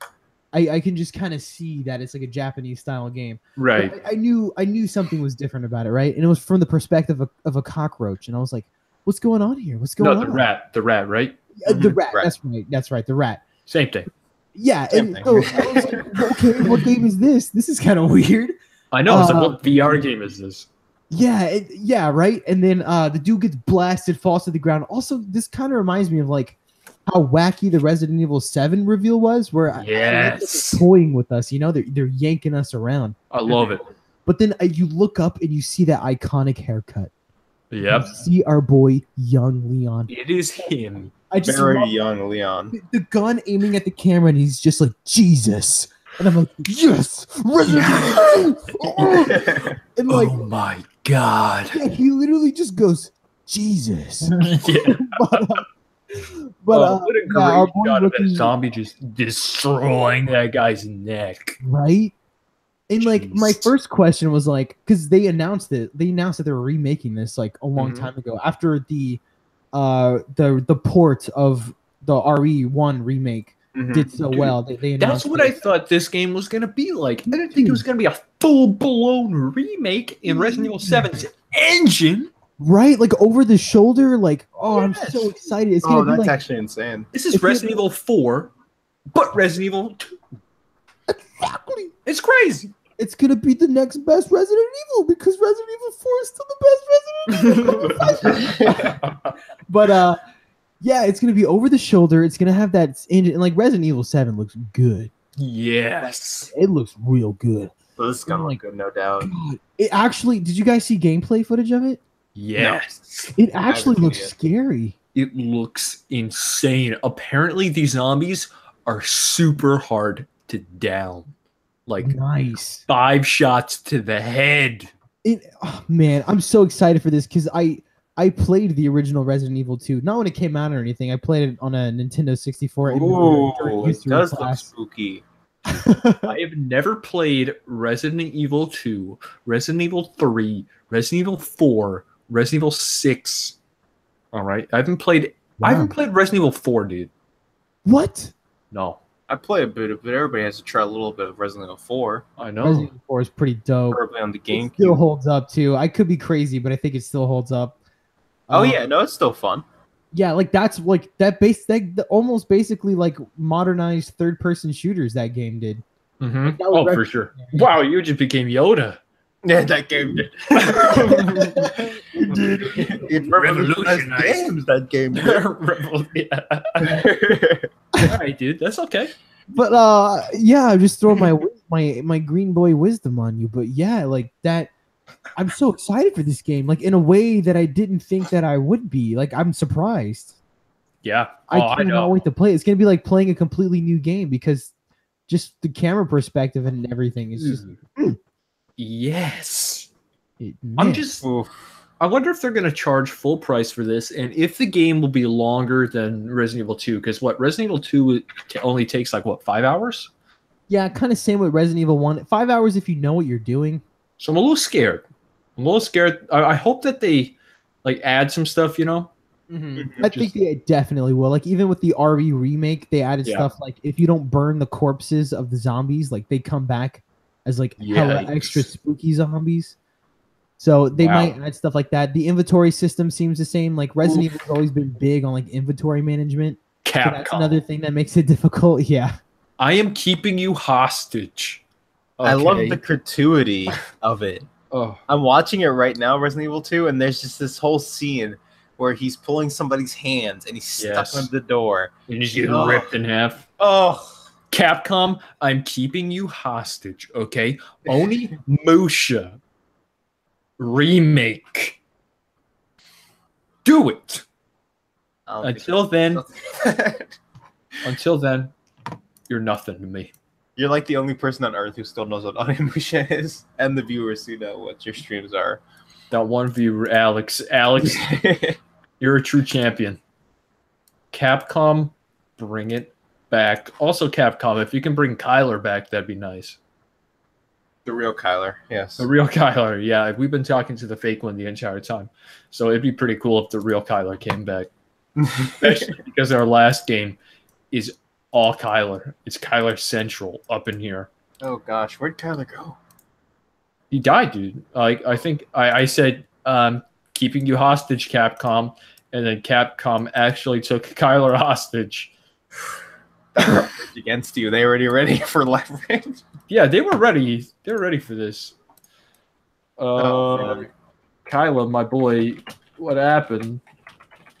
I feel like it's become a staple at this point that something like this always happens. It really has.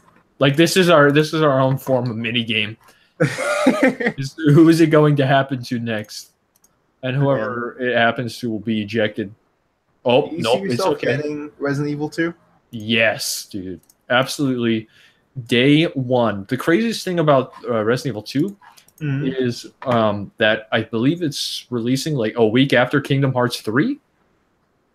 Okay. So it's like, what do I prioritize? And I think I've got to get both. But then I think, you know what? That's in January. You know what the next month is after January? That's February.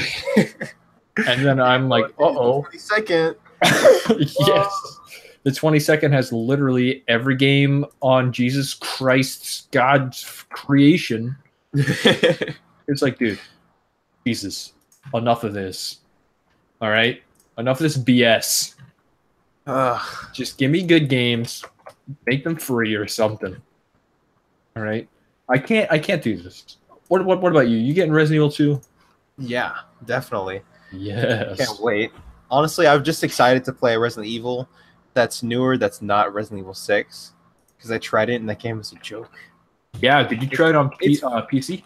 Oh, no, I tried it on PS4. I was playing with a friend and it was fun for a bit, and then it just wears you out, you know? Yeah, no, I got you.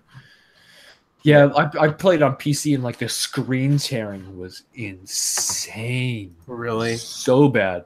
Actually, so bad. So, I don't know. I heard the multiplayer could be crazy, though. Oh, yeah. let's get into it, okay? Even without Kyler, when he jumps back in, people have a lot to talk about. I'm talking about Spider-Man. That trailer. What do you think of it? I liked the trailer. It showed a lot of the movement mechanics. Yeah. But then again, that's like all. It was basically cinematic because it was a boss fight. Mm-hmm. So I wish we would have seen more of the city. Again, Yeah. I said that during the stream. I'll say it now again. I just want to see more of the world. I'm of course I want to see more of the story too, but I just want to make sure it's alive. You know, Mhm. a superhero game needs people you can help. You're not a Yes. superhero for yourself. For sure. Yeah. I completely agree with that. There was something about this trailer or this gameplay demo, whatever you want to call it, that I was kind of underwhelmed by. I don't know. I just kind of like my hype kind of deflated a little bit after watching it. For me, it was the QuickTime events and the climbing up like that tower with the fireballs coming down. It seemed like a chore. Yeah, I don't like. I know this is another nitpick, but I don't like Electro's design. Really, he looks a little wild. Wait, who did he look like again? Looks like Logic. Yeah, He looks like Logic. He actually looks like Logic.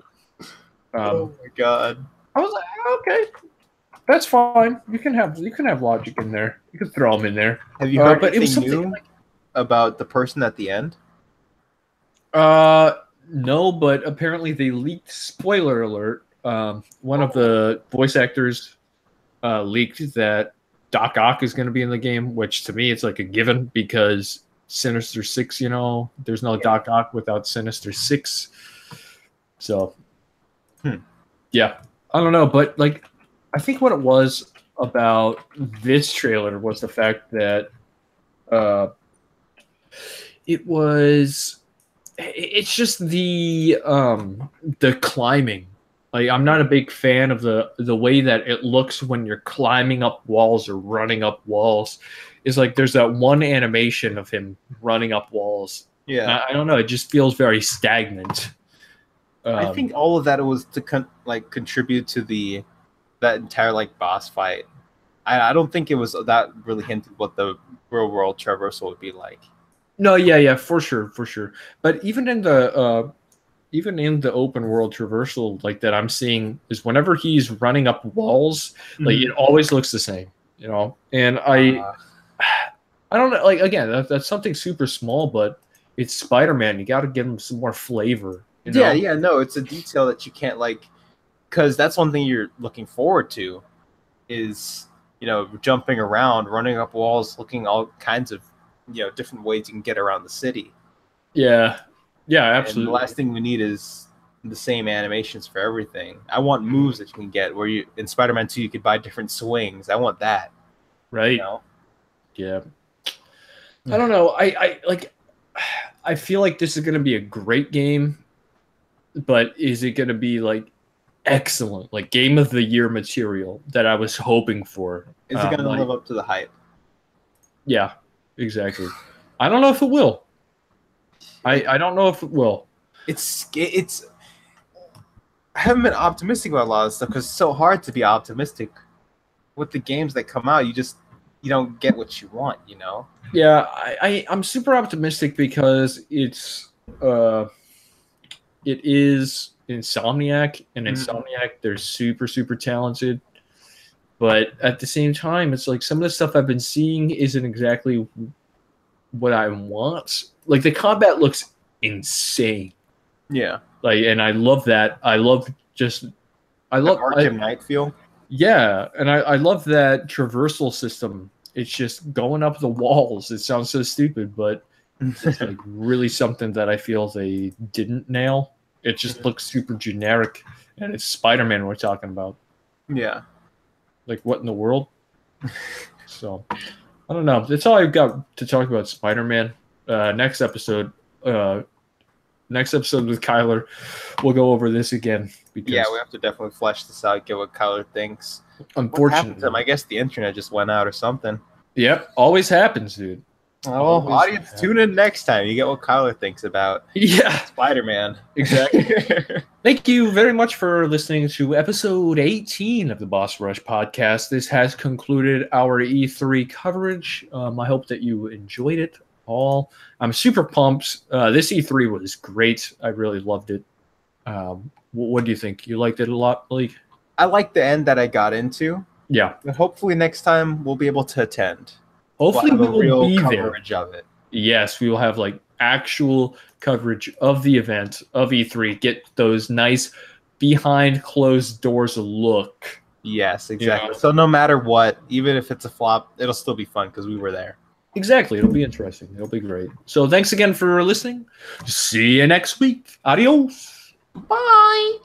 Bye-bye.